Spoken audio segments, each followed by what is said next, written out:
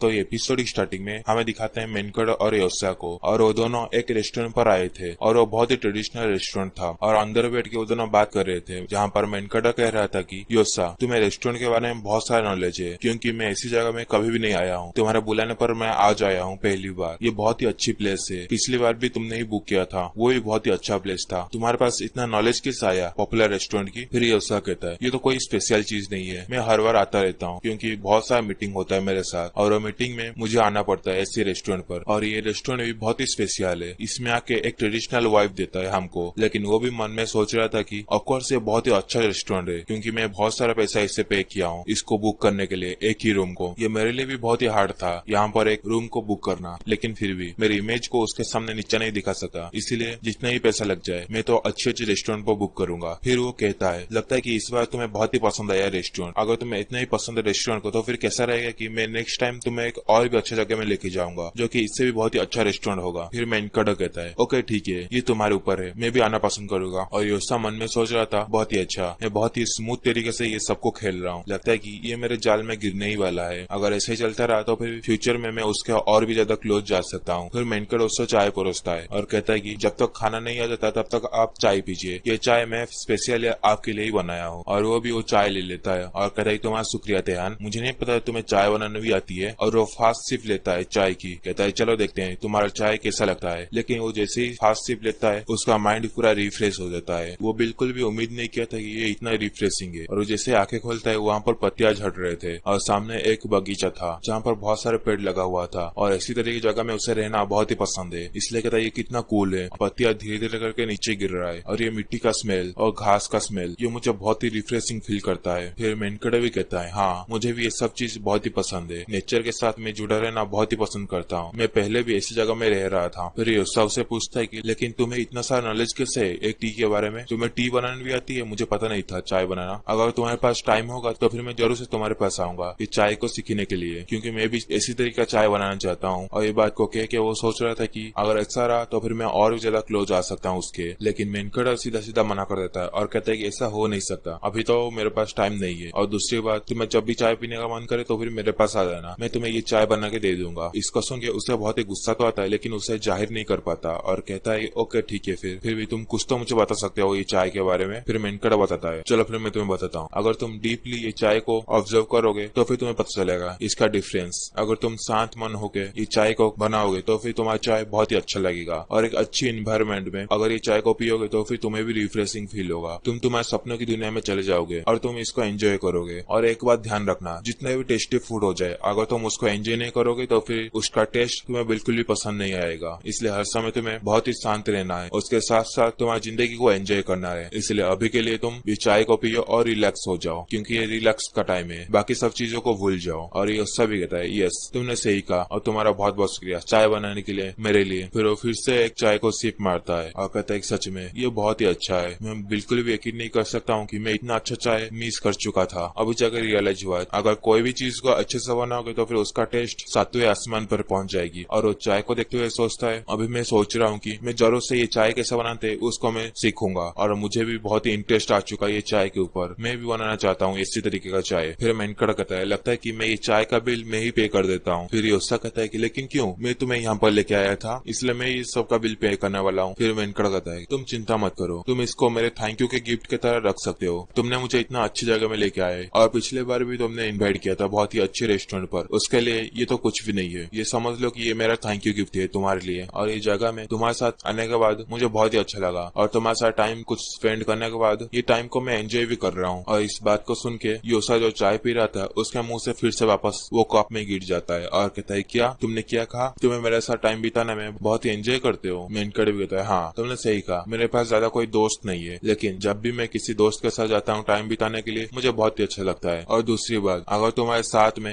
एक अच्छे इंसान हो जिसके साथ तुम खा सकते हो पी सकते हो और एंजॉय कर सकते हो, उसके अलावा तुम्हें क्या चाहिए, और तुम तो बहुत ही अच्छी पर्सन हो। इसको सुन के योसा उदास हुआ था और कहता है अच्छा लगता है मैं कुछ ज्यादा ही सोच रहा था, तुम सभी अच्छे लोगों को पसंद करते हो लगता है। लेकिन योसा फिर मन में सोचता है कि लेकिन एक मिनट रुको, ये एक्चुअली में एक गुड अपॉर्चुनिटी भी हो सकता है मेरे लिए, क्योंकि उसके तरफ देखते हुए मुझे लग रहा है ये सक्सेसफुल हो सकता है, मैं ये पॉजिटिव लाइट को सेंस कर सकता हूँ। फिर वो कहता है ओके ठीक है, फिर तुम इसका बिल को पे कर सकते हो आज, लेकिन कल अगर तुम फ्री हो तो फिर क्या तुम मेरे साथ एक म्यूजिकल शो में जाओगे? लेकिन मेनकड़ साफ साफ मना कर देता है और कहते नहीं, कल तो मैं बिल्कुल भी नहीं जा सकता। इसको सुन के योसा और भी गुस्सा हो जाता है और कहता है क्या बोला? कल क्यों नहीं? कल कौन सा इम्पोर्टेंट डे है? और मुझे इतना पता है तुम्हारा तो कल जॉब भी नहीं है, वो तो बंद ही रहेगा कल। और मन में सोचता है कि ये डायरेक्टली मुझे रिजेक्ट कर रहा है। ऐसा कह के इसे सुन के मुझे बहुत ही गुस्सा आ रहा है। फिर मेनकड़ कहता है कि मैं ऑलरेडी, मेरे पास एक प्लान है। योसा कहता है क्या प्लान? कौन सा प्लान? और सोचता है कि ये मत बताना उसके पास कोई लड़की है जो कि उसका गर्लफ्रेंड होगा और उसका साथ डेट में जाने वाला है। लेकिन मेनकड़ कहता है कि मैं मेरे फादर के साथ गोल्फ खेलने के लिए जाने वाला हूँ कल, ये मेरा प्लान है। फिर वो बहुत ही खुश हो जाता है योसा और कहता है अच्छा तो फिर तुम्हारा अपॉइंटमेंट है तुम्हारे फादर के साथ और तुम्हें गोल्फ खेलना भी आता है? मुझे पता नहीं था, तुम स्पोर्ट्स में बहुत ही अच्छे हो। लेकिन मेनकड़ कहता है कि एक्चुअल में ये मेरा भी फर्स्ट टाइम है मेरे फादर के साथ वहाँ पर गोल्फ खेलने के लिए जाने का, इसलिए हम दोनों डिसाइड किए हम दोनों मिलकर गोल्फ सीखेंगे। फिर योसा कहता है लगता है कि तुम्हारा फादर के साथ तुम्हारा एक बहुत ही अच्छा रिलेशनशिप है। फिर मेनकड़ भी कहता है हाँ, मेरा फादर के साथ तो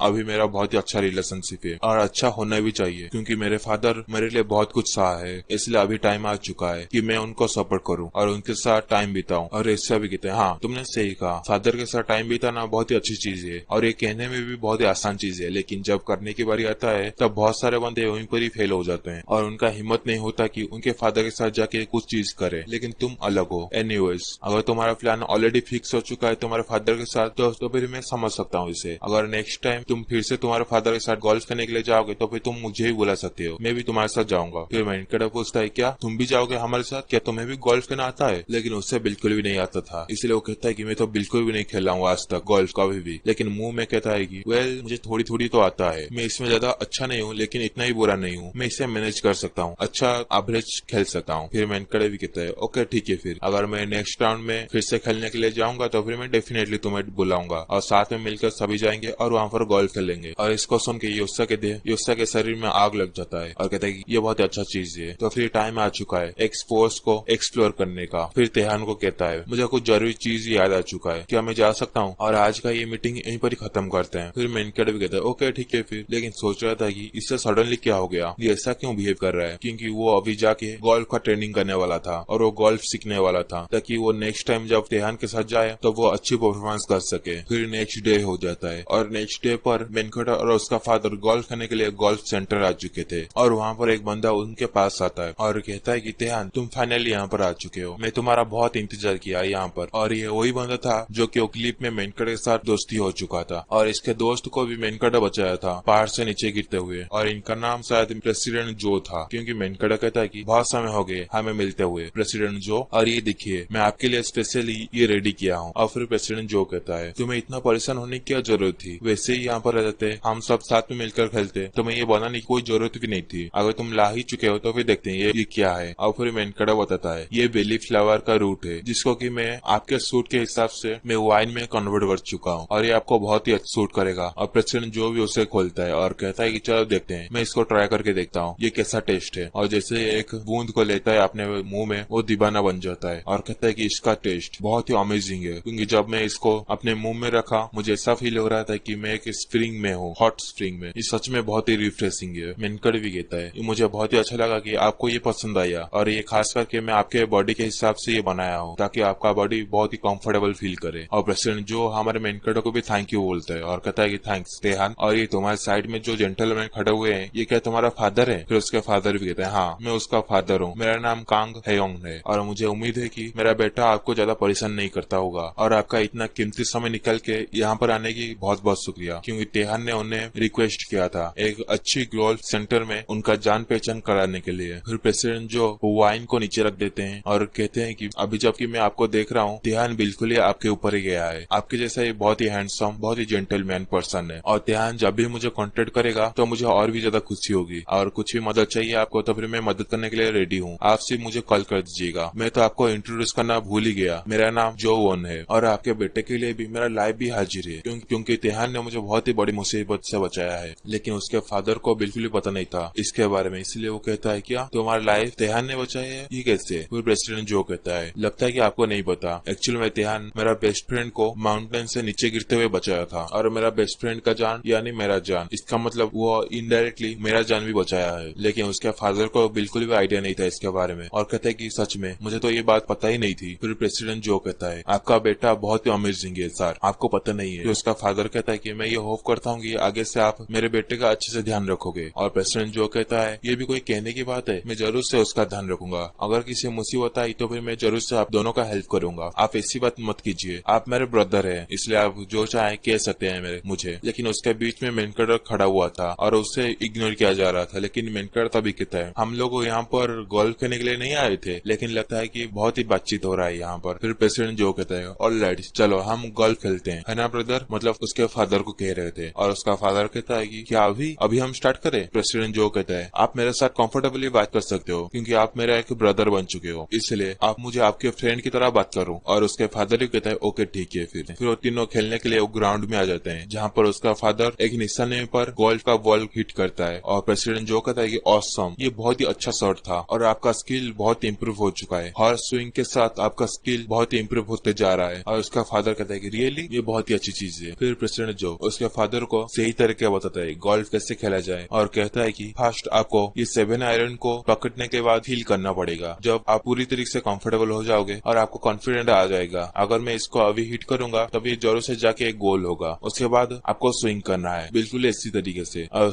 उसके पीछे उसका फादर कहते हैं कि ओके ठीक है समझ गया मैं। लेकिन तिहान को धीरे से पूछते हैं क्या तुम्हें कुछ भी आइडिया है वो क्या बोल रहे हैं, मुझे तो बिल्कुल भी समझ नहीं आ रहा था उनका लैंग्वेज। फिर मेनकड़ भी कहता है कि मुझे भी बिल्कुल भी समझ नहीं आ रहा है, लगता है कि ये बहुत ही कॉम्प्लिकेटेड लैंग्वेज है। फिर उसका फादर कहता है कि लगता है मुझे कुछ स्टडी करना पड़ेगा, इसको खेलने से पहले इसके लैंग्वेज को सीखना पड़ेगा, किसको क्या कहा जाता है। फिर मेनकड़ कहता है हाँ हम लोग तो यहीं पर आए हैं सीखने के लिए, जब तक आप इसको एंजॉय करते हो तब तक सब कुछ अच्छी बात है, इसीलिए आप यहाँ पर रिलैक्स होने के लिए आए हैं, इसलिए आप पूरी तरीके से रिलैक्स होके यहाँ पर एंजॉय कर सकते हैं। फिर उसका फादर कहते हैं कि क्या सच में मैं यहाँ पर रिलैक्स हो सकता हूँ और क्या मैं अभी यहाँ पर स्विंग कर सकता हूँ, तुम मेरे ऊपर हंसोगे तो नहीं क्योंकि मुझे बिल्कुल भी नहीं आता। फिर मेनकड़ कहता है कि कोई बात नहीं आपको नहीं आता लेकिन फिर भी आप धीरे धीरे करके सीख रहे हो। फिर उसका फादर वहाँ पर गोल्फ करने के लिए लग जाते हैं और मेनकड़ भी सोच रहा था मैं बहुत ही खुश हूँ आप यहाँ पर एंजॉय कर रहे हो, इसको देख के मुझे लगता है कि आपको इस जगह में पहले से आना चाहिए था, अगर मैं आपको पहले से यहाँ पर ले आता तो फिर आप और भी ज्यादा एंजॉय कर पाते। लेकिन तभी पीछे से कोई बहुत ही खतरनाक डेंजरस एनर्जी उसे महसूस होता है, इसलिए वो पीछे मुड़ के कहता है कि ये क्या था, ये किसी तरीके का एनर्जी है। और पीछे जैसे ही देखता है वहाँ पर एक लड़की था जो कि गोल्फ खेलने के लिए वहाँ पर आया था और वो गोल्फ खेल भी रहा था लेकिन बहुत ही सीरियस मूड पर, और वो एक गोल्फ का शॉट भी लगा देता है। फिर मेनकड़ सोचता है कि उसका मूवमेंट और उसका फिटनेस परफेक्ट है और उसका आउटफिट को देखते हुए मुझे लग रहा है कि ये एक ट्रेनी है जो कि प्रो खेलने के लिए गोल्फ में जाने वाला है और यहाँ पर आके वो ट्रेनिंग कर रहा है और उसका फिजिकल एबिलिटी भी बहुत ही अच्छी तरीके से मेंटेन हुआ है। इसी के साथ उसमें बहुत सारा गड़बड़ भी है, उसका फिजिकल अब कंडीशन तो बहुत ही अच्छा है लेकिन उसका करंट जो कंडीशन है अगर ऐसा चलता रहा तो फिर वो अच्छी तरीके से करियर नहीं बना सकता ये गोल्फ में, क्योंकि मुझे एहसास हो रहा है वो बहुत ही स्ट्रेस पे है और वो टेंशन भी बहुत ही लेता है। उसको पहले अपने माइंड को क्लियर करना पड़ेगा, उसके बाद ही जाके वो रिफ्रेश फील कर पाएगा और बहुत ही अच्छी तरीके से वो खेल पाएगा गोल्फ को। अभी के लिए तो उसका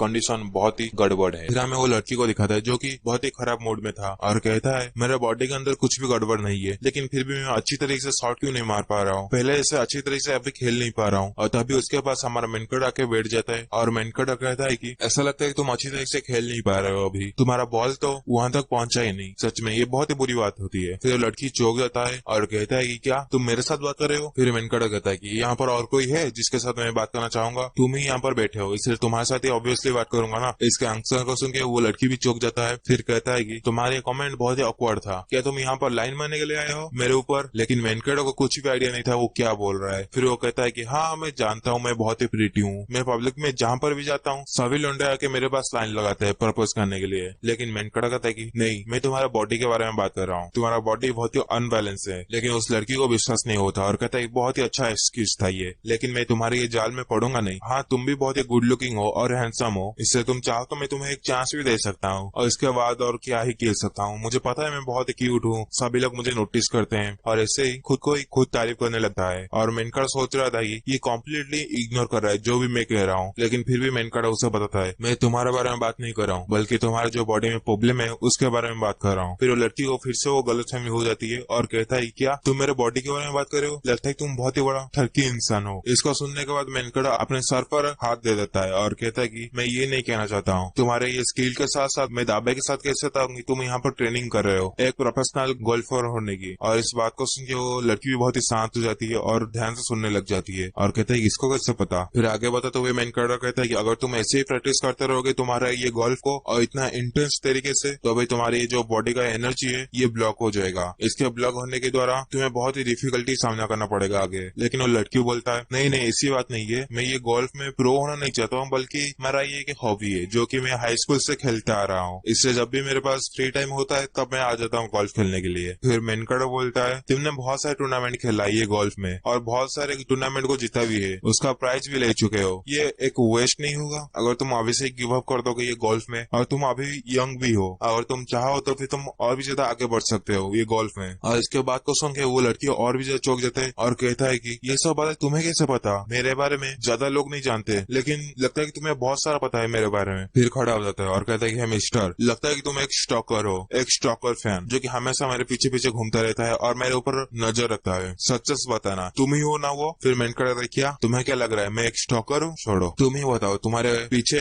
दीवार में बहुत सारा फोटो लगा हुआ है तुम्हारे बारे में और तुमने कितना मैच खेला, कितना विन किया उसके बारे में भी लिखा हुआ है। ये सभी फोटो को देखने के बाद मुझे आइडिया लग चुका है, तुम्हारे ऊपर नजर रखने की कोई जरूरत ही नहीं पड़ी मुझे। और उसे भी एहसास हो जाता है और कहता है हाँ ये बात तो सच है, मुझे थोड़ा गलतफहमी हो चुका था, इससे मुझे माफ कर दो। मेनकड़े को सोचता है क्या ही लड़की है, पूरा का पूरा पागल है। फिर लड़की आराम से बैठ जाता है और कहता है कि मुझे बहुत समय हो चुका है कोई टूर्नामेंट या फिर किसी भी गेम को जीतने का, इसलिए अभी कोई भी नहीं है जो कि मुझे याद रखा है और मेरा बॉडी में भी बहुत सारा सडनली प्रॉब्लम आ चुका है, इसलिए मैं कुछ अच्छा खेल नहीं पाता हूँ। फिर मेनकड़ा कहता है कि मुझे लगता है कि अगर मैं ट्राई करूँ तो फिर मैं तुम्हारा ये प्रॉब्लम को टेम्पररी फिक्स कर सकता हूँ, ये कंडीशन को। वो लड़की भी चौंक जाता है और कहता है क्या तुमने क्या कहा, तुम मेरे प्रॉब्लम को फिक्स कर सकते हो? ऐसा कैसे? फिर मेनकड़ा कहता है तुम्हारा हाथ दो मुझे। और वो लड़की कहता है क्या मेरा हाथ? लेकिन मेरा हाथ क्यों? फिर मेनकड़ा बोलता है मैं तुम्हें अभी भी बोल रहा हूँ ना, मैं तुम्हारे प्रॉब्लम को टेम्पररी फिक्स कर सकता हूँ, इससे तुम्हारा हाथ मुझे दो देखने के लिए। लेकिन वो लड़की को बिल्कुल भी यकीन नहीं होता और सोचता ही इसका लुक भी बहुत ही डिसेंट है और अच्छा खासा लुक है और अच्छी खासे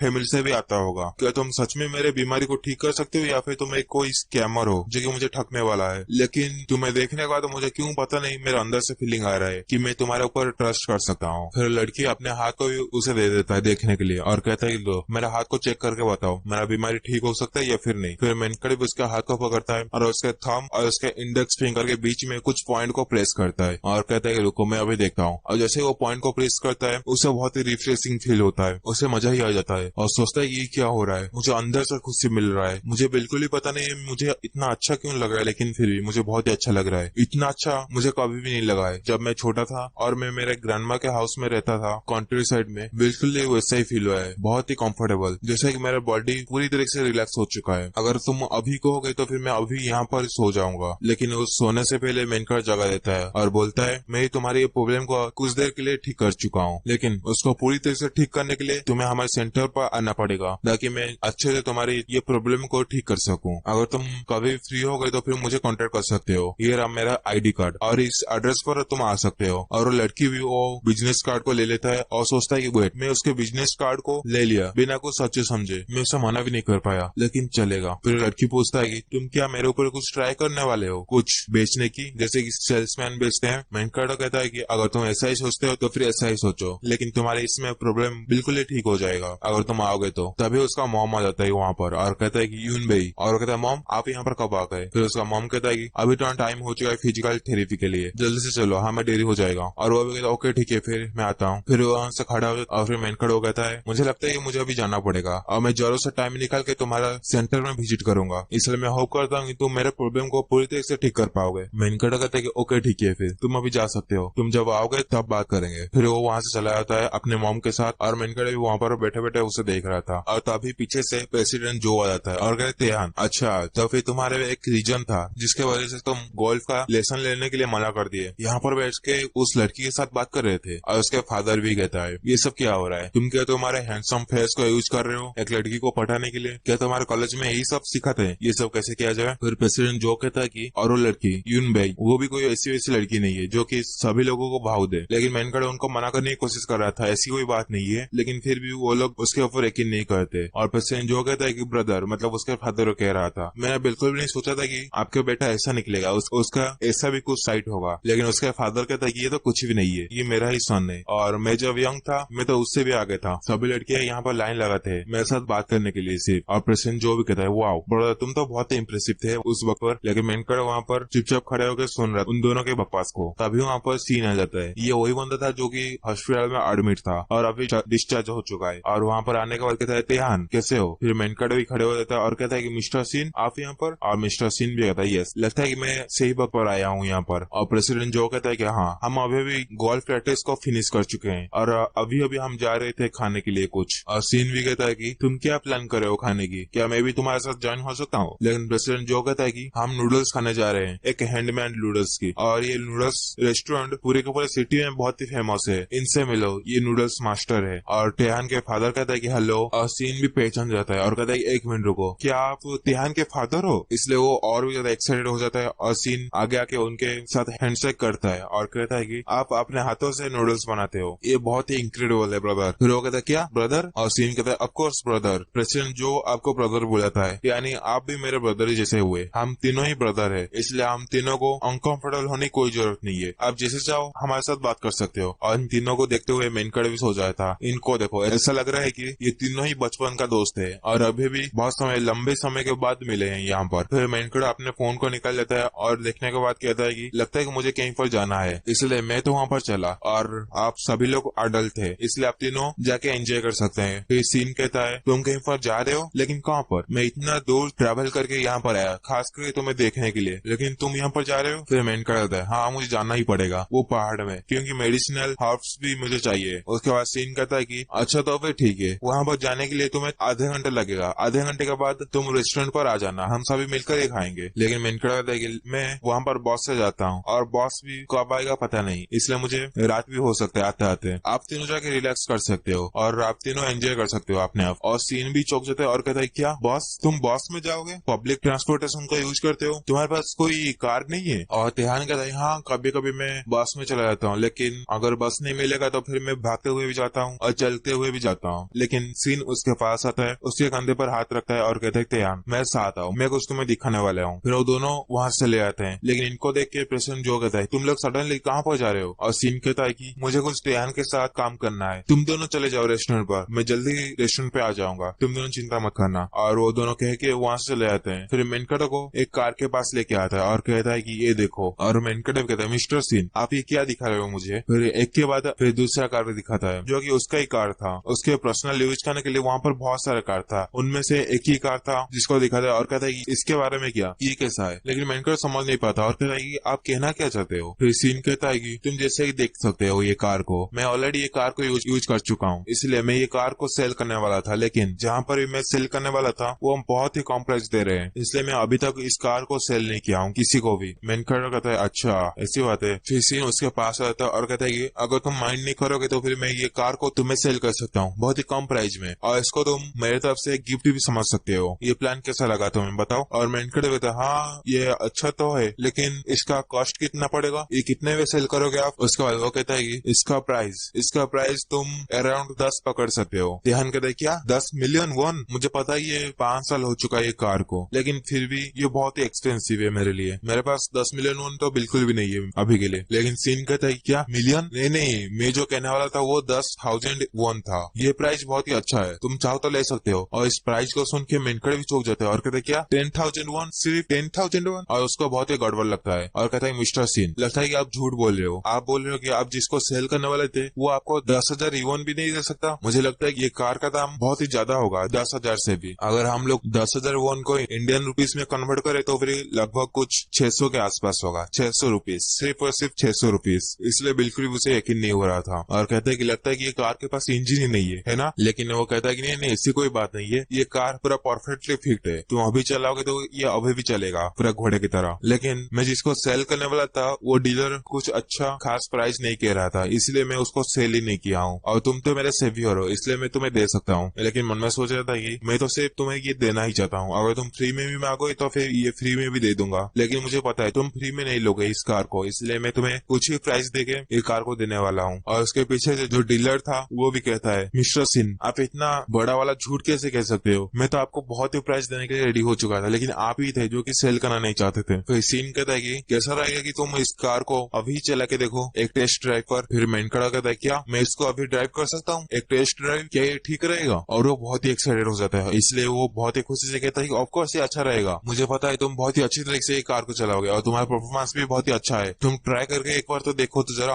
मेनकट कहता है ओके ठीक है फिर मैं ट्राई करके देखता हूँ। और दोनों ही कार के अंदर चले जाते हैं और सीन कहता है कि ये कैसा है, ये कार पूरा कंफर्टेबल है ना, और ये कार में इंजन भी है, तुम चाहो तो देख सकते हो। मेनकड़ कहता है हाँ फॉर्चुनेटली इसके पास इंजन तो है और ये कार बिल्कुल नॉर्मल भी लग रहा है। और उसके बाद सीन कहता है चलो फिर ठीक है हम इसको टेस्ट ड्राइव करके देखते हैं। मेनकड़ कहता है ओके ठीक है फिर एक्सीलरेटर प्रेस करता है और वो शुरू हो जाता है और तुरंत ही बहुत ही तेजी से उस पार्किंग स्लॉट से बाहर निकलता है। और इतना तेजी से बाहर निकलता है वो सीन पूरी तरह से डर जाता है और कहते हैं ये कुछ ज्यादा ही फास्ट नहीं है, तुम चाहो तो थोड़ा स्लो चला सकते हो। लेकिन ध्यान को कुछ भी फर्क नहीं पड़ रहा था और कहता है कि तुम एक कॉर्नर को पकड़ के बैठ जाओ और इसको मेरे ऊपर छोड़ दो, मैं अच्छी तरह से चलाऊंगा। लेकिन वो उसका हालत ही पूरा खराब हो चुका था क्योंकि वो एक नॉर्मल इंसान था, उसके लिए ये स्पीड बहुत ही तेज था। और वो अपने मॉम को भी याद कर देता है, आंखों से आंसू भी आ जाता है। लेकिन ध्यान को कुछ भी फर्क नहीं पड़ रहा था और सोचता है कि ये बहुत ही बेटर है, जितना मैं सोचा था उसे ही बहुत ही अच्छा लग रहा है ये कार को चलाने के बाद। जबकि मिस्टर सीन है जो कि पहले ही आके मुझे कार को देने के लिए रेडी हो चुके हैं, तो अभी मैं इसको एक्सेप्ट कर सकता हूँ। आखिरकार मैं उनके लाइफ को भी तो सेव किया हूँ। लेकिन मिस्टर सीन का हालत पूरी तरह से खराब हो चुका था और अभी रिग्रेट कर रहा था मैं क्यों इस कार के अंदर आया एक टेस्ट ड्राइव के लिए। अगर मैं उसको ऐसे दे देता तो बहुत ही अच्छा रहता। और कार को दिखाते हैं जो कि अभी भी हवा में उड़ रहा था और बहुत ही तेजी से आगे आगे जा रहा था। जब उसका टेस्ट ड्राइव खत्म होता है सीन भी बाहर निकल के आता है और तेहान को कहता है तेहान तुम सच सच बताओ तुम्हें ड्राइविंग स्किल कौन सिखाया, क्या तुम्हारे फादर थे जो कि तुम्हें ड्राइविंग सिखाए थे? मैं ये बिल्कुल भी एक्सपेक्ट नहीं करता तुम ऐसा चलाओगे। लेकिन तेहान कहता है ये तो मेरा फर्स्ट टाइम था, मेरे लाइसेंस के बाद मैं ये फर्स्ट टाइम चला रहा हूँ। सीन कहता है क्या ये तुम्हारा फर्स्ट टाइम था और तुम्हारा लाइसेंस, तुम लाइसेंस कब लिए थे? मुझे लगता है कि तुम अभी भी लिए होगे क्योंकि तुम अभी भी यंग हो। तेहान फिर कहता है लगभग आसपास 6 ईयर्स, लेकिन ये गाड़ी चलाने में बहुत ही ईजी है, मैं जितना सोचा ये उससे भी ईजी है। और सीन कहता है क्या 6 ईयर्स, मतलब तुम पिछले 6 सालों से गाड़ी को छुए भी नहीं हो, इसका मतलब तो यही हो गया ना तुम लाइसेंस पा के भी बिना लाइसेंस के हो। फिर तेहान कहता है क्या सच में? लगता है कि मुझे और भी ड्राइविंग एक्सपीरियंस चाहिए। सीन फिर कहता है नहीं इसका कोई जरूरत तो नहीं है, लेकिन तुम चाहो तो ले सकते हो क्योंकि तुम्हारे साथ में जो बैठेगा उसका जरूरत है। और तेहान कहता है चलो फिर ठीक है मैं आपको ये कार गिफ्ट को एक्सेप्ट करता हूँ। और सीन भी पूरा पसीना पसीना हो गया था और कहता है ओके लेकिन तुम जाते वक्त थोड़ा सेफली जाना क्योंकि तुम्हारे साथ बैठने के बाद मुझे ऐसा लग रहा है कि तुम कहीं ना कहीं जाकर ये गाड़ी को ठोक ही दोगे। फिर वो तेहान गाड़ी लेके वहां से चला जाता है और सीन भी सोच रहा था क्या मैं कोई गलती कर दिया इसको गाड़ी देके, मुझे अभी तक समझ नहीं आ रहा ये मैंने ठीक किया या फिर भूल किया। फिर सीन शिफ्ट हो जाता है और हमें वो मसाज सेंटर में दिखाया था जहाँ पर तेहान यूनबे के साथ बात कर रहा था। यूनबे वही लड़की था जिसके साथ जब वो गोल्फ खेलने के लिए गया था वहीं पर मिला था और ये प्रोफेशनल गोल्फ प्लेयर भी है। और वो मैसेज किया था कि मैं एक मेरे फ्रेंड के साथ हूँ तो फिर मैं आपके वो सेंटर में आप जिस टाइम को मेंशन करेंगे उस टाइम पे पहुंच जाऊंगा। और तेहान भी लिख के देता है शाम के 7 बजे के बाद आप जिस टाइम भी आएंगे मैं उस वक्त फ्री होऊंगा, मुझे सिर्फ आने से पहले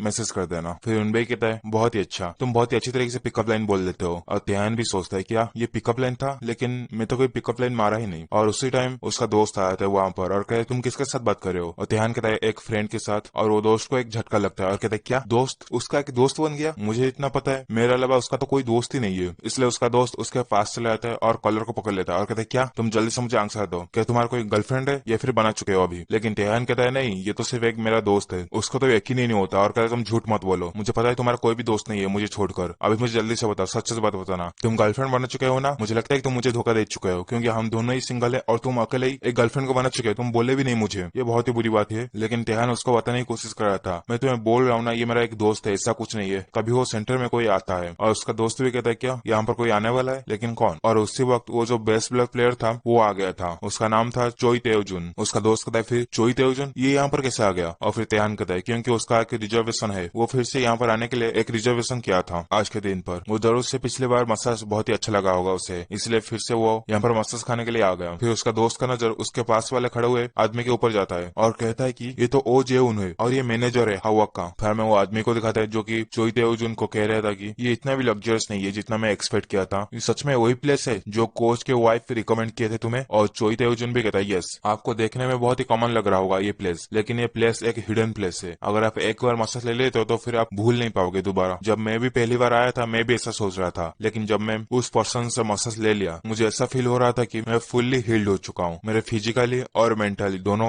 अपने सही जगह पर आ चुका था। मैं कभी उनके ऐसा मसाजर से दोबारा नहीं मिला और पहले भी नहीं मिला था। फिर वो मैनेजर कहता है कि तुम्हारा बात सुनते हुए लग रहा है कि अगर मैं ये मसाज नहीं लूंगा तो फिर मुझे बाद में बहुत ही रिग्रेट होगा और गिल्टी भी महसूस करूंगा। और चोई तेओजुन कहता है क्यों, ऐसा क्यों? और मैनेजर कहता है क्योंकि तुम तुम्हारे रिजर्वेशन को मेरे लिए छोड़ चुके हो, इसलिए मैं थोड़ा गिल्टी फील कर रहा हूँ तुम्हारे लिए। लेकिन चोई तेओजुन कहता है नहीं नहीं इट्स ओके, और आपने कहा था ये सब कुछ टीम के लिए है, आप समझ रहे हो ना मैं क्या कहने वाला हूँ? और मैनेजर कहता है यस मैं डेफिनेटली इस बार सक्सेस होऊंगा, जिस काम के लिए हम यहाँ पर आए हैं उस काम के ऊपर सक्सेस होके दिखाऊंगा। और चोई तेजुन कहता है, बाय द वे कोच, अगर आपको कोई डिस्कम्फर्ट है तो फिर आप भी मसाज को ट्राई कर सकते हो और आप फुल्ली हील्ड भी हो जाओगे, क्योंकि आप हमेशा बहुत ही बिजी रहते हो यही टाइम में आपको मसाज लेने का और थोड़ा रिलैक्स लेने का। लेकिन मैनेजर कहते नहीं नहीं, अभी मेरे पास टाइम नहीं है, अभी सिर्फ हमें काम करना है और काम के ऊपर फोकस करना है, मसाज वसाज तो बाद में हो जाएगा, और मैं तो एक मैनेजर हूँ और तुम सब प्लेयर हो, तुम्हें मसाज लेना चाहिए ना कि मुझे। लेकिन चोई तेजुन उसे फोर्स करते हुए कहता है कि कॉमन, आप एक बार ट्राई तो कर ही सकते हो, अब हमेशा यहाँ मेरे बारे में सोचते रहते हो लेकिन अपने बारे में कभी भी नहीं सोचते हो, इसलिए एक बार आप ट्राई कर सकते हो। लेकिन मैनेजर कहते हैं, तुम्हें क्या लगता है मैं तुम्हारे जैसा हूँ? एक प्लेयर, मैं एक मैनेजर हूँ, मैनेजर का काम बहुत ही ज्यादा ही होता है, मैं एक वेकेशन भी मेरे लिए अरेंज नहीं कर पाया हूँ, मैं पिछले 30 सालों से काम करते हुए आ रहा हूँ और 30 सालों में मैं एक भी वेकेशन नहीं लिया हूँ छुट्टी। और वहाँ पर त्यान आ जाता है और कहता है, लगता है तुम बहुत जल्दी आ गए, तुम्हारा अपॉइंटमेंट जितना था तुम उससे पहले आ चुके हो। फिर चोई तेजुन त्यान को हेलो कहता है, हेलो सर, और कहता है कि मैं आज मेरे कोच को लेकर आया हूँ, मतलब मैनेजर को आपके साथ मिलाने के लिए। और वो मैनेजर भी त्यान को देख रहा था और मन में सोच रहा था कि देखने में तो मुझे लग रहा है ये बहुत ही यंग है, लेकिन चोई तेजुन उसको सार बुला रहा है, मुझे कुछ ज्यादा हजम नहीं हुई, लेकिन उसका ओरा और उसका पर्सनैलिटी दोनों ही देखने में बहुत ही ओल्ड लग रहा है, जैसा कि एक बच्चे के शरीर में एक बूढ़े का आत्मा आ चुका है। फिर तेहन भी कहता है, अच्छा तो फिर आप दोनों यहाँ पर क्यों आए हो, आपको क्या काम था? और फिर मैनेजर कहता है, मेरा रिस्ट और शोल्डर बहुत ही दुख रहा है, इसलिए मैं मसल लेने के लिए यहाँ पर आया था, लेकिन मन में सोचा था कि मैं कंप्लीट इसके ऊपर ट्रस्ट नहीं कर सकता जैसा कि चोई तेजुन कहा था, इसलिए मैं एक टेस्ट लूंगा इसका, मैं देखता हूँ इसका कितना नॉलेज है। चलो, मेरा बैक पेन करता है, देख पाते हैं वो नोटिस कर पाता है या फिर नहीं मेरा असली बीमारी को। लेकिन त्यान कहता है, यहाँ पर लगता है कि उससे ज्यादा कुछ अर्जेंट है जो कि आपको करना चाहिए। और ये बात सुनकर मैनेजर भी चौंक जाता है और कहता है, क्या वो नोटिस कर दिया मेरा प्रॉब्लम को? फिर त्यान पीछे मुड़ जाता है और कहता है, चलो अभी टाइम आ चुका है, मेरे पीछे पीछे आओ। और चोई तेजुन भी कहता है, सर प्लीज आप हमारे कोच का अच्छे से ध्यान रखना। और त्यान भी कहता है, डोंट वरी। और मैनेजर भी आ जाते हुए कह रहा था कि मैं जल्दी वापस आ जाऊंगा। चोई तेजुन कहता है, ओके आप चिंता मत कीजिए, मैं यहाँ पर वेट कर दूंगा, आप सिर्फ मजा लीजिए। फिर मसाज रूम में आ जाते हैं, मैनेजर आके बेड पर बैठ जाता है और कहता है, सर मुझे लगता है कि आपको सिर्फ मेरे रिस्ट को और शोल्डर को चेक करना चाहिए। लेकिन त्यान कहता है, ये ऐसी बात नहीं है, लेकिन तुम्हारा प्रॉब्लम कुछ और ही है। और ऐसा कह के उसके कमर को पकड़ लेता है और कहता है कि तुम्हारा एक्चुअल प्रॉब्लम है तुम्हारा लोअर बैक, और वहां पर प्रेस करता है जिससे कि उसे बहुत ही दर्द होता है और बहुत जोर से चिल्लाता भी है। लेकिन थोड़ी देर बाद वो दर्द गायब हो जाता है और जैसे वो आंख खोल के देखता है आगे से बहुत सारा रोशनी आ रहा था। फिर वो महसूस करता है कि वो एक रेगिस्तान पर आ चुका है और वो जितना दूर देख सकता था उतना तक वो रेगिस्तान ही था, वहां पर बिल्कुल भी पानी नहीं था और बहुत ही धूप हो रहा था, इसलिए उसको सांस लेने में बहुत ही दिक्कत भी हो रहा था। इसलिए कहता भी है, यहाँ पर हर जगह रेगिस्तान ही है और बहुत ही ड्राई है, यहाँ पर कोई भी नहीं है मेरे साथ और मुझे सांस लेने में बहुत ही तकलीफ हो रहा है, ऐसा लग रहा है कि मेरा सर अभी स्पिन कर रहा है, ये जगह कौन सा है, मैं यहाँ पर कैसे आ गया और क्यों मैं यहाँ पर आया हूँ, मैं जल्दी से वापस जाना चाहिए, अगर मैं टाइम में नहीं गया तो फिर मेरा काम आधा अधूरा ही रुक जाएगा। और बहुत समय आगे चलता ही रहता है, लेकिन चलते चलते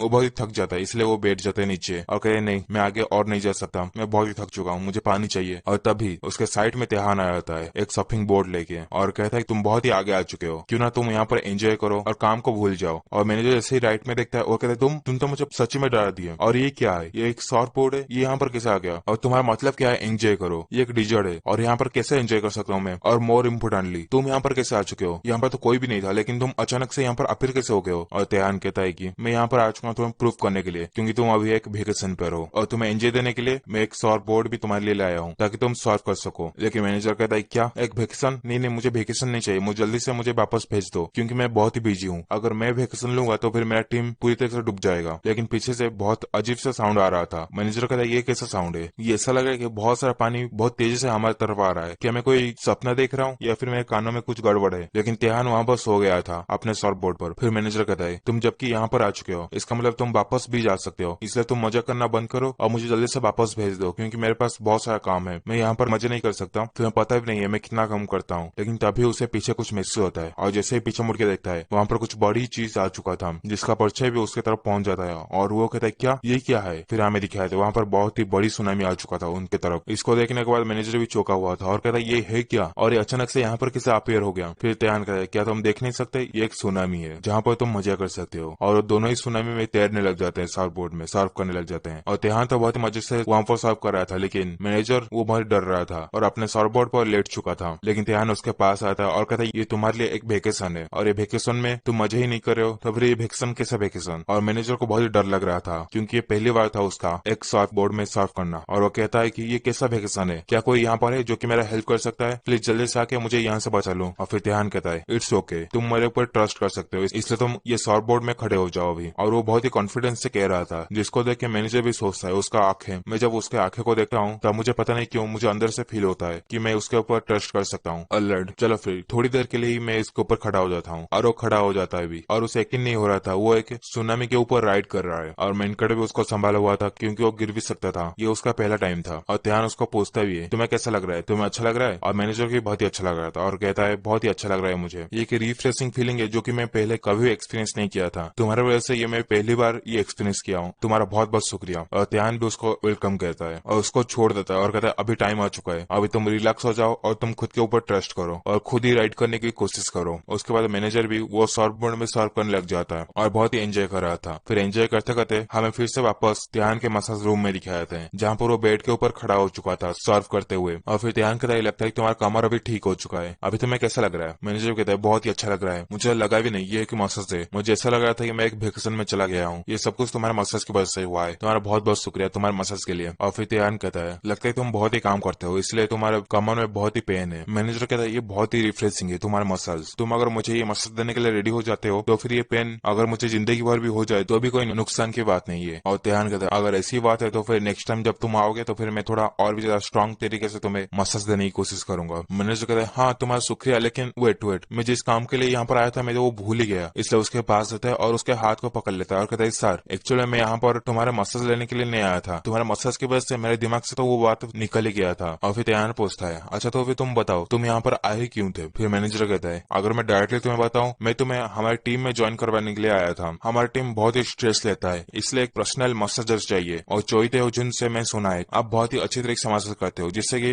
एक बंदा अपने पूरा फुल पोटेंशियल पर आ जाता है। इसलिए मैं आपके ऊपर बहुत ही इंटरेस्टेड हूँ और आपको रिक्रूट करना चाहता हूँ मेरे टीम में। वो बेसबॉल टीम का मैनेजर आके ध्यान को रिक्वेस्ट किया था कि उनके टीम को ज्वाइन कर ले और सभी मेंबर को एक्सक्लूसिव मसाज दे ताकि वो सभी मेंबर बहुत ही अच्छी तरीके से खेल सके बेसबॉल। और ये बात जैसे उसके दोस्त को पता चलता है वो भी हैरान हो जाता है और अपने नाखून चबाते हुए कहता है क्या तुम सच बोल रहे हो, क्या तुम्हें सच में उस टीम से ऑफर आया है? और ध्यान कहता है यहाँ पर मेरे लिए कोई भी रीजन नहीं था उन्हें ना बोलने के लिए और इसलिए मैंने हाँ बोल दिया है और मेरा ड्यूटी नेक्स्ट वीक से चालू हो जाएगा। और जैसे ही ये बात सुनता है उसका दोस्त वो भी कहता है नो वे, तुम्हें इतने बड़ी टीम से ऑफर आया है और तुम काम करने के लिए रेडी हो चुके हो, क्या तुम ये सेंटर भी छोड़ने वाले हो? और ये दोनों के बाद वहाँ पर पीछे खड़े हुए मैनेजर भी सुन रहा था, वो सेंटर का मैनेजर, और सोचता है कि क्या सच में ध्यान जाके कोई दूसरा टीम ज्वाइन करने वाला है तो फिर हमारे ये सेंटर का क्या होगा, मसाज सेंटर का? हमारा सेल तो बहुत ही ड्रॉप हो जाएगा और हमारी कंपनी भी बहुत ही नीचे आ जाएगा। मैंने सोचा था मैं जब ये कंपनी को और भी ज्यादा बड़ा करूंगा तब मैं आराम से जाके बीच पर एंजॉय करूंगा और मैं एंजॉय भर लाइफ स्टार्ट हो जाएगा। लेकिन अभी लगता है कि मुझे वो एंजॉय वाला ड्रीम को गुड बाय कहने का टाइम आ चुका है और मुझे हार्डवर्क करना पड़ेगा हमारे कंपनी को फिर से खड़ा करने के लिए। और उसका दोस्त भी उससे जल रहा था और उसको कहता है देहान तुम जो भी बोल लो लेकिन मैं तुमसे बहुत ही जल रहा हूँ, काश मुझे भी ऑफर मिलता और मैं भी वहाँ पर जा पाता और मेरा सैलरी भी बढ़ जाता। और देहान फिर कहता है अगर तुम्हें इतना ही मन है तो फिर तुम मेरे साथ आ सकते हो एक असिस्टेंट बन के। और उसका दोस्त भी बोलता है तुम्हें पता है मेरे लिए मेरे क्लाइंट कितना प्रीशियस है, मैं अभी जहाँ पर काम कर रहा हूँ वहाँ पर बहुत सारे क्लाइंट बन चुके हैं, अगर मैं उनको छोड़ दूंगा तो फिर आगे जाके मुझे बिल्कुल भी क्लाइंट नहीं मिलेंगे। और दूसरी बात अगर मैं तुम्हारा असिस्टेंट बनूंगा तो फिर मैं तुम्हारे ऊपर बहुत ही बर्डन बन जाऊंगा, मुझे कोई भी काम नहीं आता और तुम्हारे लिए एक परेशान बन जाऊंगा। और ध्यान भी कहता है आज या फ्रेंड मैं ये एक्सपेक्ट भी किया था। ओके ठीक है फिर तुम नहीं जाना चाहते हो तो फिर मत जाओ और मैं आते वक्त तुम्हारे लिए कुछ प्लेयरों का सिग्नेचर भी लेके आऊंगा अगर मुझे कोई चांस मिला तो। और उसका दोस्त भी बहुत ही खुश हो जाते हैं और कहता है कि ये तो ऑसम है, क्या तुम सच में ये कर सकते हो? और जैसे ये बात सुनता है वो मैनेजर वो सेंटर का वो तुरंत ही उसके पास आता है और कहता है क्या तुम वापस भी आओगे? मुझे लगा था तुम हमें से के लिए छोड़ के यहाँ पर चले जाओगे, क्या तुम इस सेंटर को नहीं छोड़ोगे? और ध्यान कहता है छोड़कर क्यों, मैं ये सेंटर को छोड़ने वाला नहीं हूँ बल्कि मैं कुछ ही दिनों के लिए उनके पास जाऊंगा उनका एक्सक्लूसिव मैनेजर बन के ताकि उनको खेलने में मदद मिल सके। और मैं ये भी सोच रहा था आपके साथ मेरा कॉन्ट्रैक्ट को रिन्यू करवाने का। और ये सब मीठी मीठी बात सुनकर मैनेजर का दिल भी पिघल जाता है और कहता है कि देहान तुम्हारा बहुत बहुत शुक्रिया। और ऐसा कह के उसे गले भी लगा देता है। मैं तो बहुत ही चिंता में आ चुका था, मुझे ऐसा लग रहा था तुम हमें से छोड़ के चले जाओगे और मेरा जो वेकेशन का प्लान बनाया हुआ था बीच में जाके एंजॉय करने का वो भी कैंसिल कर चुका था मन ही मन। लेकिन लगता है कि मुझे फिर से वो प्लान को क्रिएट करना पड़ेगा ताकि मैं फिर से सपने दे सकूं अपने एंजॉयबल डे का। उसके बाद देहान कहता है अगर ये सब कुछ पैसों के लिए होता तो फिर मैं पहली बार मसाजर नहीं बनता, मैं कुछ और बनता ताकि मुझे और भी ज्यादा पैसा मिल सके। फिर उसका दोस्त कहता है कि अच्छा तो फिर तुम क्या बनते अगर तुम मसाजर नहीं बनते तो? और देहान कहता है प्रोबेबली मैं एक मार्शल आर्ट से बनता और सभी को मार्शल आर्ट सिखाता, या फिर तुम कह सकते हो एक स्कूल को खोल देता। और ये बात सुन के उसका दोस्त का भी हंसी छूट जाता है और कहता है कि तुम क्या पागल हो चुके हो, तुम बोल क्या रहे हो, तुम्हें पता भी है तुम हाई स्कूल में सभी से छुपते थे ताकि तुम्हें कोई भी नोटिस नहीं कर सके और तुम्हें बुली भी नहीं कर सकते, लेकिन अभी तुम ऐसा बात कर रहे हो मुझे यकीन भी नहीं हो रहा है। और देहान भी कहता है हाँ तुम्हें जितना ही बोलना बोलना है बोल दो, लेकिन जब तुम मेरा पावर देखोगे तब तुम्हें यकीन होगा मैं कितना पावरफुल हूँ। और ऐसे ही उन दोनों के बीच में लड़ाई हो जाता है और ये दोनों को भी मैनेजर देख रहा था पीछे से और सोच रहा था कि लेकिन मुझे ये बिल्कुल भी मजाक नहीं लग रहा है। ऐसा लग रहा है कि तिहान को सच में मार्शल आर्ट आता है और वो चाहे तो वो मार्शल आर्ट स्कूल भी खोल सकता है। और उसका दोस्त तिहान को चिढ़ाते हुए कहता है कि चाहे कुछ भी हो जाए, तुम कितना ही गिर जाओ नीचे और तुम कितना ही पागल हो जाओ, तुम चिंता मत करना, तुम्हारे ये दोस्त हमेशा तुम्हारे साइड में ही रहेगा, तुम्हारा एक प्लेयर बन के। और ये सभी बात को सुन के तिहान के भी रहा नहीं जाता और उससे भी गुस्सा आ रहा था। वो सिर्फ अपने गुस्से को कंट्रोल किया था, लेकिन वहाँ पर वो मैनेजर आ जाता है और कहता है कि तुम्हें अपने बारे में चिंता करना चाहिए, तुम तिहान को परेशान मत करो, पहले खुद के ऊपर देख लो, उसके बाद जाके दूसरे को कमेंट करना। और उसका दोस्त भी कहता है आप हमेशा आके मुझे ही क्यों मारते रहते हो, मेरे सामने तिहान भी बैठा हुआ है और वो भी मेरे साथ लड़ाई कर रहा था, उसे क्यों नहीं मारते। फिर हमें तिहान को दिखाते हैं जो कि सोच रहा था मैनेजर के पास एक्सपीरियंस है और उनको पता है सही समय में क्या करा जाए, और उनको पता भी चल गया वो मुझे बहुत ही तंग कर रहा था, इसलिए मुझे यहाँ पर बचाने के लिए आ गए। लेकिन यहाँ पर बहुत सारे लोग हैं जो मेरे बारे में केयर करते हैं, अगर मैं यहाँ पर नहीं आता एक मसाजर बन के तो फिर मैं बहुत सारे लोगों के साथ मिलने का अपॉर्चुनिटी भी खो देता। और ये सभी बात अभी सोचकर मुझे बहुत ही रिफ्रेशिंग फील आ रहा है, एक स्ट्रेंज फीलिंग। जब मैं हेवेली डिमन था दूसरे वर्ल्ड में तब मैं ऐसा फीलिंग कभी भी नहीं किया हूँ जैसा अभी फील हो रहा है, एक सेटिस्फेक्शन, एक नेचुरल फीलिंग, एंजॉय होने का, यही तो चाहिए था मुझे और ये सभी कुछ मुझे यहाँ पर मिल रहा है। इसके वजह से मुझे यहाँ से छोड़कर दूसरी जगह जाने की कोई जरूरत ही नहीं है। और अभी भी मैनेजर उसके दोस्त को मारे ही जा रहा था। फिर हमें बहुत सारे लेडीज को दिखाते हैं जो कि फोटो क्लिक कर रहे थे अपने सोशल मीडिया में डालने के लिए और बात कर रहे थे कि देखो मेरा फोटो कितना मस्त आया है, ऐसा लग रहा है कि मैं 20 साल का लड़की हूँ। सच में हम लोग अभी बहुत ही जवान लग रहे हैं, ये मसाज लेने के बाद मेरा बॉडी बहुत ही रिफ्रेशिंग फील कर रहा है, मैं 10 साल पीछे आ चुका हूँ ऐसा लग रहा है। और इन सबको मैनेजर और उसका दोस्त भी देख रहा था और उसका दोस्त कहता है क्या ये सभी कस्टमर वही है जो कि बहुत ही थका थका लग रहा था आते वक्त, लेकिन एक मसाज खाने के बाद पूरे के पूरे डिफरेंट पर्सन में बदल चुके हैं। और मैनेजर भी कहता है हाँ ये सभी लोग वही है, जब मैं भी उनको देखा था मैं भी चौंक गया था, वो बहुत ही थका थका और बहुत ही एजेड भी लग रहे थे, लेकिन एक मसाज के बाद वो बहुत ही रिफ्रेशिंग और बहुत ही एनर्जेटिक भी फील कर रहे हैं, ऐसा लग रहा है कि एक मैजिक है ना कि मसाज। और वहाँ पर मेनकट भी उनको ग्रीट कर रहा था। उसका दोस्त भी कहता है ये सब तो ठीक है, लेकिन तिहान के बारे में क्या, वो इतना हार्डवर्क क्यों कर रहा है, क्या उसके सर पर कोई कर्जा है जो कि उससे चुकाना है और इसी की वजह से वो इतना हार्डवर्क कर रहा है, वो क्या कभी थकता नहीं। लेकिन मैनेजर कहता है कि ऐसा नहीं है कि वो थकता नहीं, बल्कि मुझे ऐसा लग रहा है कि ये इसका अपोजिट है, तुम खुद ही उसको देखो, वो जितना काम करेगा वो इतना ही एनर्जेटिक दिखता है। और उसका दोस्त भी कहता है हाँ ये बात तो तुमने सही बोला। और तभी उनके पास तिहान आ जाता है और कहते हैं तुम दोनों मेरे बारे में क्या बात कर रहे हो मेरे पीठ पीछे। और मैनेजर कहता है नहीं तिहान, हम लोग तुम्हारे बारे में कुछ बात नहीं कर रहे थे। और उसका दोस्त कहता है कि तुम्हारे बारे में बात, तुम्हें क्या लगता है मैं उस टाइप का पर्सन हूँ जो कि तुम्हारे बारे में अफवाह फैलाता हो। और तिहान कहता है हाँ मुझे तो ऐसा ही लगता है, और तुमने जो भी जोक मारा अभी, तुम्हारे जोक में एक बूढ़ा आदमी भी नहीं हंसेगा, इसलिए तुम जोक मारना बंद कर लो। और उसका दोस्त कहता है मैं ये तुम्हें हंसाने के लिए नहीं बोला था, बल्कि मैं ये जेन्युइनली बोला था, और अभी काम का टाइम खत्म हो चुका है, अभी हमें ये सब क्लीन करना पड़ेगा। लेकिन तिहान कहता है तुम लोग आगे जाओ, मेरा एक और क्लाइंट है जिसको ये मुझे देखना है। और उसका दोस्त कहता है क्या एक और क्लाइंट इस वक्त, तो उसके पास आता है और कहता है तिहान तुम सच सच बताना, तुम क्या कहीं क्रिप्टो या फिर स्टॉक में इन्वेस्ट कर चुके हो और वहाँ पर हार चुके हो, और इसी वजह से तुम यहाँ पर रात दिन एक करके काम कर रहे हो। लेकिन ऐसा मत बोलना तुम ये सब कुछ पैसा लेके जुआ खेलते हो, तुम्हें पता है ना जुआ कितना खतरनाक चीज है। और तिहान कहता है मुझे पता नहीं क्यों तुम सडनली स्टॉक और गैम्बलिंग के बारे में बात कर रहे हो, लेकिन हाँ मैं स्टॉक में तो पैसा लगाता ही हूँ, लेकिन हाँ मैं स्टॉक में पैसा लगाता हूँ, लेकिन आज तक एक पैसा भी मेरा लॉस नहीं हुआ है, मैं हमेशा ही प्रॉफिट में रहता हूँ। और उसके मोबाइल को देख के उसके दोस्त भी हैरान हो जाता है और कहता है कि तुम्हारे पास तो बहुत सारा पैसा है, तुम्हारे पास इतना पैसा है तो फिर तुम यहाँ पर काम क्यों कर रहे हो, तुम इतना हार्डवर्क क्यों कर रहे हो, अगर इतना सारा पैसा मेरे पास होता तो फिर मैं ये सब काम छोड़ के मैं आराम से बैठ जाता और एक एंजॉयबल लाइफ जीता। और वहीं पर वो बेहोश हो जाता है इतना पैसा देख के, और मैनेजर उसको पकड़ लेता है और कहता है कि श्यामगुन तुम्हें क्या हो गया। और तिहान कहता है क्या मैं पहले नहीं कहा था यहाँ पर काम करना मुझे बहुत ही पसंद है, इसलिए मैं यहाँ पर काम कर रहा हूँ ना कि पैसों के लिए। और शाम हो चुका था और वहाँ पर वो गोल्फ खेलने वाली लड़की आ जाता है अपने फोन को देखते हुए और कहता है कि ये यही जगह है जहाँ पर तिहान ने बुलाया था उसके सेंटर में, लेकिन मैं उसका सेंटर को ढूंढ नहीं पा रहा हूँ और मेरा कमर भी बहुत ही दुख रहा है, पता नहीं क्यों सडनली यहाँ पर बहुत ही पेन हो रहा है। मैं बहुत सारे टेस्ट करवा चुकी हूँ लेकिन फिर भी मुझे कोई क्लियर रिजल्ट नहीं मिला है अभी तक, किसी भी डॉक्टर कह नहीं पाता है कि मुझे ये बैक पेन क्यों हो रहा है, और इसी वजह से उसका कोई सोल्यूशन भी नहीं मिला है अभी तक, और दिन पर दिन ये प्रॉब्लम और भी बड़े होते जा रहा है। इसलिए मैंने डिसाइड किया था कि लास्ट बार वहाँ पर जाके प्रैक्टिस कर लूं गोल्फ का, लेकिन वहीं पर तिहान मुझे मिला और मुझे एक होप जगा दिया मेरा ये बीमारी ठीक होने का। जब से वो मेरा प्रेशर पॉइंट को प्रेस किया है तब उसे मुझे बहुत ही अच्छा लग रहा है, लेकिन ये सब उसने कैसे किया मुझे बिल्कुल ही पता नहीं है। अगर वो प्रॉपरली एक मसाज दे दे मुझे लगता है मैं पूरी तरह से ठीक हो सकता हूँ, लेकिन अभी ये सोचने का टाइम नहीं है, मुझे जल्दी से वो सेंटर में जाना चाहिए। मैं बहुत ही लेट हो चुका हूँ, मैं अभी तक उसका सेंटर को ढूंढ भी नहीं पाया हूँ। फिर ढूंढते ढूंढते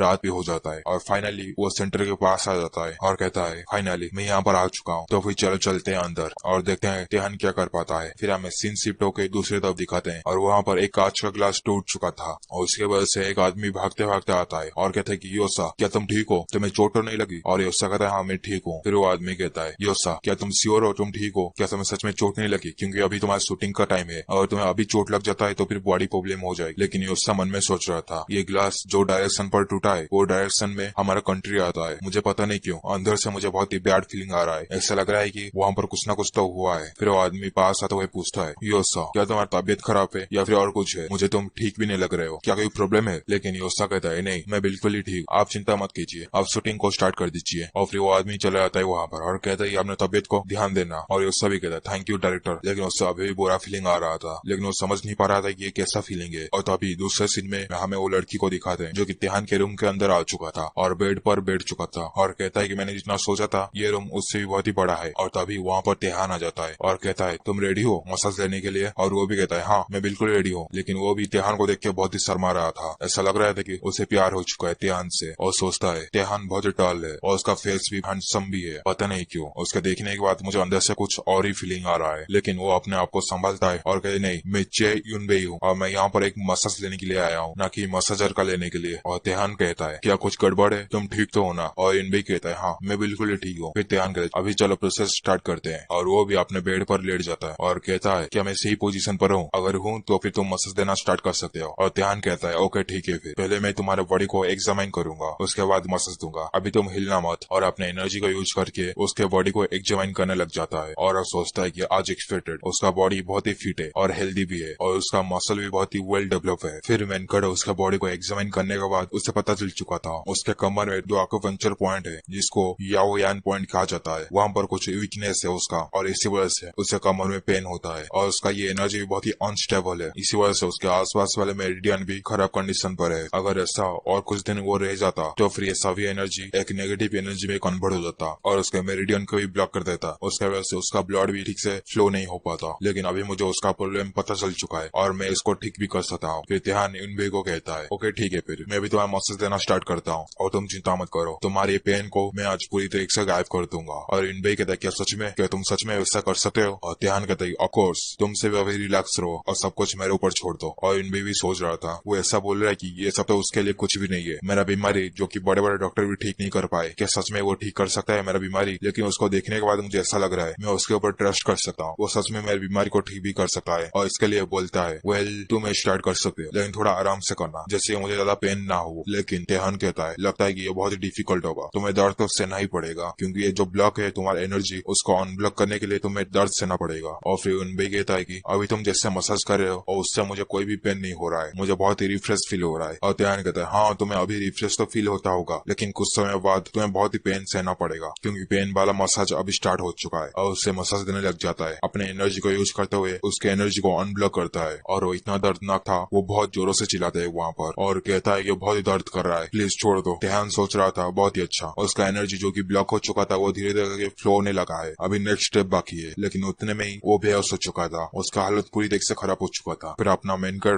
दूसरा टेक्निक को यूज करता है और एक टूल को निकाल देता है जिसको कि वो बुलाता है गुआसा टूल। और इस टूल के द्वारा सामने वाला का एनर्जी को वो सर्कुलेट करा सकता है। और ये टूल को देखने के बाद यूनबेई भी पूछता है मिस्टर ये टूल कैसा है? और तेहान कहता है ये एक ऐसा टूल है जो कि तुम्हें हेल्प करेगा तुम्हारे एनर्जी को सर्कुलेट करने में, और तुम चिंता मत करो, तुम्हें अभी जितना भी दर्द हो रहा है कुछ समय के बाद वो दर्द गायब हो जाएगा, तुम्हें बहुत ही अच्छा फीलिंग होगा। और वो टूल का जैसे ही अप्लाई करता है वहाँ पर और उससे और भी ज्यादा दर्द होने लग जाता है, लेकिन वो अपने आप को कंट्रोल कर रहा था। और ऐसे ही कुछ टाइम चल रहा होता है तो उसका मसाज हो जाता है कम्प्लीटली। और मसाज होने के बाद उसे बहुत ही अच्छा लगता है क्योंकि अभी उसका एनर्जी सर्कुलेट हो सकता है, इसीलिए वो बहुत ही अच्छा फील करता है। फिर तेहान कहता है मैं भी तुम बहुत ही यंग हो इसी वजह से मैं थोड़ा ही मसाज दिया हूँ तुम्हें और तुम्हारा एनर्जी ऑलरेडी सर्कुलेट होने लग चुका है, वो भी बहुत ही अच्छी तरीके से। और यूनबेई कहता है मिस्टर क्या आप प्लीज एसी को ऑन कर सकते हो? पता नहीं क्यों मैं सडनली बहुत ही गर्म फील कर रहा हूँ, बहुत ही हॉट लग रहा है मुझे। और तेहान कहता है हाँ तुम्हारा एनर्जी फ्लो अभी बढ़ चुका है और इसकी वजह से तुम्हें बहुत ही गर्म भी फील होता होगा, लेकिन अभी अगर मैं एसी को ऑन कर देता हूँ तुम्हारा फिर से एनर्जी फ्लो कम हो जाएगा, इसके लिए अभी तुम्हें ऐसा ही रहना होगा। और यूनबेई उठ जाता है और कहता है कि लेकिन ये बहुत ही हॉट है, मुझे बहुत ही गर्मी लग रहा है। तेहान उसके पास चला जाता है और कहता है कि मैं तुम्हें बोला ना तुम्हें ये सहना ही पड़ेगा, और उसके कुछ आकुपंचर पॉइंट को प्लेस करता है जैसे कि वो पूरी तरीके से उठ नहीं पाता और फिर से नीचे सो जाता है। और तेहान कहता है कि तुम्हारे बॉडी में एनर्जी को अच्छी तरह से सर्कुलेट होने दो, उसके बाद ही जाके तुम अच्छा फील करोगे, अभी तुम सो जाओ, उठने के बाद तुम्हें देखना तुम बहुत ही अच्छा फील करोगे। और सच में मुझसे बहुत ही नींद भी आ रहा था। सोच रहा था कि पता नहीं क्यों मुझे बहुत ही नींद आ रहा है और मेरा मुंह से भी लाल टपक रहा है, मुझे बहुत शर्म भी आ रहा है, लेकिन अभी मैं कुछ भी कर नहीं सकता, मैं अपने बॉडी को हिला भी नहीं सकता। लेकिन तेहान के आगे मुझे ये सब कुछ दिखाना पड़ रहा है, मुझे बहुत ही शर्म आ रहा है। और उसके लाल बेड पर होते हुए नीचे भी टपकता है, जिसको मेनकाडो भी देखता है और कहता है कि ऐसा लगता है कि तुम सो चुके हो, लेकिन यहाँ पर तुम सो नहीं सकते। अगर तुम यहाँ पर सोगे तो फिर मेरा बेड पूरी तरह से गंदा हो जाएगा। और उसे उठा के दूसरे रूम में चला जाता है और कहता है कि तुम्हें रिकवरी रूम में ले जाता हूँ और वहाँ पर तुम अच्छी तरीके से सो पाओगे। फिर हमें सीन शिफ्ट होकर दूसरी तरफ दिखाते हैं, जहाँ पर योसा शूटिंग कर रहा था और उसका शूटिंग अच्छी ढंग से नहीं चल रहा था और वो अच्छी तरीके से एक्टिंग नहीं कर पा रहा था। इसके लिए वहाँ पर जो भी डायरेक्टर था वो उसे बहुत डांट रहा था और कहता है अगर तुम अच्छी तरीके से यहाँ पर कर नहीं पाते तो फिर जल्दी से ये जॉब को क्विट कर लो, तुम्हारा यहाँ पर कोई भी काम नहीं है। और योसा माफी मांग रहा था। फिर डायरेक्टर कहता है ओके ठीक है, फिर हम अभी 10 मिनट का ब्रेक लेंगे, उसके बाद फिर से कंटिन्यू करेंगे। और योसा कहता है ओके ठीक है। ऐसा लग रहा था कि योसा बहुत ही परेशानी में है और एक जगह जाके बैठ जाता है और कहता है कि आज बिल्कुल भी अच्छा दिन नहीं है मेरे लिए, पता नहीं क्यों आज सब कुछ गड़बड़ हुए जा रहा है। जब से वो ग्लास टूटा है तभी से मुझे कुछ अजीब सा फील हो रहा है, जैसा कुछ न कुछ तो है जो कि मैं मिस कर रहा हूँ। क्या ये कुछ तेहान के बारे में? अगर ऐसा नहीं है तो फिर जहाँ पर तेहान काम करता है वहाँ पर बहुत सारे लेडीज कस्टमर भी आता है और उससे वहाँ पर कोई लड़की तो नहीं मिल गई। हाँ, ये जरूर से उसी की वजह से हुआ होगा। वहाँ पर बहुत सारे फीमेल क्लाइंट भी आते हैं और उसके हैंडसम लुक के साथ कोई भी उसके प्यार में पड़ सकता है। मैं इसके बारे में पहले क्यों नहीं सोचा। और योसा के पीछे एक आदमी आता है और कहता है कि योसा क्या तुम ठीक हो? लेकिन योसा उसे सुन नहीं पाता, वो अपने ख्यालों में ही लगा हुआ था, वो अपने ख्यालों में ही लगा हुआ था। और वो आदमी कहता है कि योसा लगता है तुम्हारे लिए आज का शूट बहुत ही मुश्किल हो रहा है, क्या मैं तुम्हारा कुछ हेल्प कर सकता हूँ? और अभी भी योसा उसके बात सुन नहीं पा रहा था और अपने मन में सोच रहा था कि तेहान को मैं फ्यूचर में मैं अपना बनाना चाहता हूँ, लेकिन उससे पहले अगर कोई लड़की आ जाता है और उसे अपना बना लेता है तो फिर मैं क्या करूंगा, ये तो बहुत ही गड़बड़ी की बात हो जाएगी। और तभी उसके पीछे जो आदमी था वो नीचे गिर जाता है और इसको देख लेता है और कहता है कि सीनियर क्या आप ठीक हो, आपके साथ क्या हो गया? फिर उसके पास आता है और कहता है कि आपने बताया था आपका तबियत अभी कुछ ठीक नहीं है, क्या इसी वजह से आप नीचे गिर चुके हो? और वो आदमी कहता है हाँ मैं ठीक तो हूँ, मैं तुम्हारे हेल्प के लिए आया था क्योंकि आज तुम बहुत ही परेशान में लग रहे हो, लेकिन मैं तुम्हारे पास आके तुम्हें और भी ज्यादा परेशान दे रहा हूँ। और योसा कहता है सीनियर आप हमेशा ही मेरे बारे में चिंता करते हो और आप अच्छे ढंग से सो भी नहीं पाते अपने काम की वजह से। और वो आदमी कहता है हाँ, अगर एक प्रोजेक्ट स्टार्ट हो जाता है तो फिर उसे कंप्लीट करने तक मुझे काम करना पड़ेगा ताकि अच्छे से वो कंप्लीट हो सके, ये तो मेरा एक जॉब का पार्ट है। फिर योसा कहता है सीनियर आप मेरे चेयर में रेस्ट कर सकते हो, वहाँ पर जाके थोड़ी देर के लिए सो सकते हो। और उस चेयर में आदमी जाके सो जाता है और कहता है ये बहुत ही अच्छा लग रहा है, मैं हमेशा ही एक मसाज लेना चाहता था, एक ऐसा मसाज जो कि मैं सभी दर्द को गायब कर सके। अगर ऐसा कुछ होता तो फिर मैं जितने ही पैसे लगता मैं देने के लिए रेडी हूँ। और ये बात को सुन के योसा भी कहता है क्या एक मसाज? फिर उसके दिमाग में आइडिया आता है और कहता है सीनियर यहाँ पर एक है, जब मैं वापस कोरिया में जाऊंगा तब मैं आपको एक मसाज सेंटर में लेके जाऊंगा, वहाँ पर एक मसाजर है जिसका मसाज खाने के बाद आपका सभी प्रॉब्लम दूर हो जाएगा। और वो आदमी कहता है क्या रियली, क्या सच में वहाँ पर कोई अच्छा मसाजर भी है? लेकिन मैं जितना ही मसाज ले चुका हूँ आज तक वो सभी मुझे सेम ही लगे। और योसा कहता है देखना जब तुम उसका मसाज लोगे तुम सरप्राइज हो जाओगे और तुम्हारा पेन भी कम्प्लीटली गायब हो जाएगा एक मसाज लेने से। फिर आदमी कहता है क्या सच में ये इतना अच्छा है? अगर तुम ऐसा कह ही रहे हो तो फिर मैं जरूर से जाऊंगा वहाँ पर, मैं एक बार चेक तो कर सकता हूँ। योसा फिर कहता है ग्रेट, तो फिर हम डेफिनेटली वहाँ पर जाएंगे, आपके साथ साथ मैं भी जाऊंगा। तो फिर ये हमारा एक प्रॉमिस रहा। और वो आदमी भी उसको प्रॉमिस कर देता है और कहता है कि तुम मेरे बारे में बहुत ही केयर करते हो, इसके लिए तुम जहाँ पर भी कहो कि मैं यहाँ पर जाने के लिए रेडी हूँ, वो असर करे या फिर ना करे। लेकिन योसा तो मन में सोच रहा था कि परफेक्ट, मैं इसी बहाने वहाँ पर जा पाऊंगा और मैं ये चेक कर पाऊंगा कि तेहान के साइड में कोई लड़की है या फिर नहीं। मेरे पास अभी एक परफेक्ट एक्सक्यूज है जिसके साथ मैं वहाँ पर जा सकता हूँ। फिर वो बहुत ही डरावना मुंह बनाते हुए कहता है अगर कोई तेहान के साइड में रहा और मुझे ये बात पता चली, उसके बाद उसी दिन उस लड़की का आखिरी दिन होगा और दूसरे दिन उसका मौत का खबर आ जाएगा।